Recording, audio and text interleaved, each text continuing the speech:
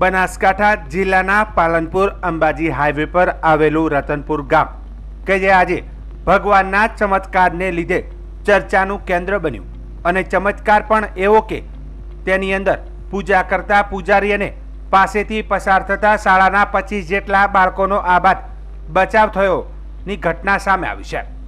રતનપુર ગામની સવારે 7 વાગ્યાની જ્યાં વરસાદ શરૂ થયો હતો અને 7 વાગે કડાકા ભડાકા સાથે વીજળી પડી હતી। જો કે આ વીજળી એ રતનપુર ગામે આવેલા મહાદેવના મંદિરના શિવલિંગ પર સીધી અસર પડી હતી। જો કે ચમત્કાર કહી શકાય કે આ શિવલિંગ સહેજ પર ખંડિત થયું નથી અને શિવલિંગ આજુબાજુની જે જલધારા છે તેના પથ્થર 200 ફૂટ દૂર ઉડીને મંદિરમાંથી બહાર પડ્યા છે। સામે જે નંદીની મૂર્તિ હતી તે પણ ખંડિત નથી થઈ। માતાજીની જે મૂર્તિ હતી તે પણ ખંડિત નથી થઈ। તે અંદર જે જલધારા માટે ડોલ પડી હતી તે પણ ડોલને પણ નુકસાન થયું હતું। ત્યારે આ વીજળી પડવાની જે ઘટના બની એ જ સમય મહાદેવના મંદિરની બાજુમાં આવેલી શાળામાં વહેલી સવારે 25 જેટલા બાળકો શાળામાં જતા હતા। જે આ બાળકોનો આ વીજળી પડવાની ઘટનામાં આબાદ બચાવ થયો છે। જો કે ત્યાં મંદિરમાં જે પૂજારી પૂજા કરતા હતા અને પૂજારી માત્ર ત્યાંથી ચા પીવા બાજુમાં ગયા અને તરત જ ત્યાં વીજળી પડવાની ઘટના બની એટલે કે પૂજારીનો પણ આબાદ બચાવ થયો છે। રતનપુર ગ્રામજનો અને માત્ર શિવજીનો ચમત્કાર માની રહ્યા છે અને આ ઘટનાને ભગવાનની કૃપા માની રહ્યા છે। અને કૃપા એટલા માટે કે આ મંદિરની જે દર વર્ષે થતી પ્રતિષ્ઠા હોય છે તેને 2 દિવસ પછી જ અને આ ઘટના 2 દિવસ અગાઉ બની છે એટલે કે હવે આ પ્રતિષ્ઠા થઈ શકશે। એનું કારણ છે કે શિવલિંગ ખંડિત નથી થયું। શાળાના બાળકોનો જે આબાદ બચાવ થયો તેમાં પણ ભગવાન શિવનો ચમત્કાર છે અને શાળાના જે આચાર્ય હતા તેઓએ પણ આ ઘટનાને લઈને તરત જ બાળકોને પોતાના ઘરે મોકલી દેવાનો નિર્ણય કર્યો હતો। અત્યારે તો રતનપુર ગામ અને મહાદેવનું મંદિર આ ચમત્કારને કારણે ચર્ચાનું કેન્દ્ર બન્યું છે। નજરે જોઈએ તો આ માત્ર શિવજીનો ચમત્કાર જ છે, બીજું કશું જ નથી। કારણ કે શિવલિંગ ખંડિત નથી થયું, માતાજીની મૂર્તિ ખંડિત નથી થઈ, નંદી ભગવાનની મૂર્તિ ખંડિત નથી થઈ, બાળકોનો આબાદ બચાવ થયો છે અને પૂજારીનો આબાદ બચાવ થયો છે। એટલે આ ચમત્કાર કહી શકાય। શિવજીએ વીજળી પોતાની અંદર સમાવી લીધી તેવું ગ્રામજનોનું માનવું છે। હું રતનપુરના મંદિરમાં શંકરના મંદિરમાં પૂજા કરું છું। તે સવારમાં 7 વાગે મંદિરની પૂજા પણ કરતો હતો। તે મારા ઘરેથી મને કીધું કે ચા પીવા ઘણીવાર ચા બની ગયો છે તે આવી જો, તો હું ચા પીવા જો તો એટલાકમાં 7 વાગેલા હતા અને વીજળીથી સીધી જ મંદિરના અંદર વીજળી પડી। તે વીજળી પડતા જ શિવલિંગને બચાવી નાખ્યું। બાજુમાં કોરીમરે ડેમેજ કરી નાખ્યું છે બધું આખી શિવલિંગને।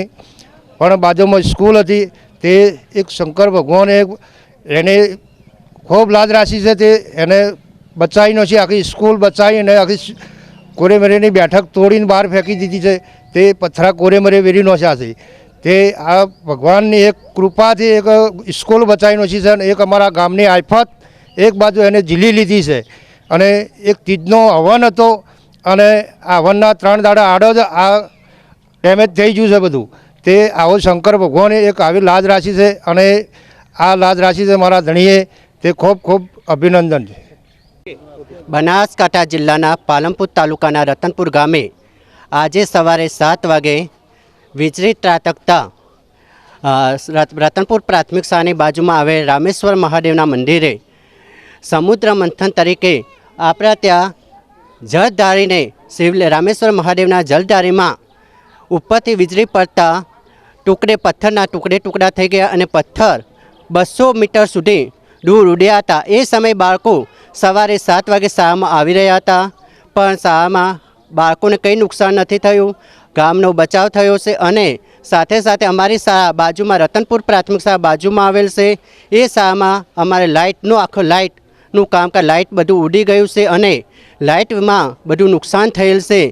આ માટે અમે ખરેખર રતનપુર ગામનો આજે શંકર ભગવાનના મહાદેવના નિમિત્તે ખૂબ ચમત્કારિક બચાવ થયો છે।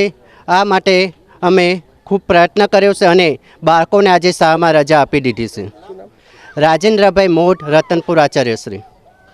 ઓકે, જો વીજળી અહીંયા પડી પણ વીજળી રહી એ બાજુ અમારું શિવલિંગ પણ ખંડિત નથી થયું, શિવલિંગ પણ એવું ને એવું છે. પછી આગળ નંદી મહારાજ હોય એમને પણ કોઈ ખરોચ ભલો 200 મીટર સુધી આમ ટુકડા ઉડ્યા પણ નંદી મહારાજ સુધી કંઈ પણ થયું નથી. બીજું અંદર આપણે માતાજીની મૂર્તિ હોય પાર્વતી માતાની, એમની મૂર્તિને પણ નથી થયું.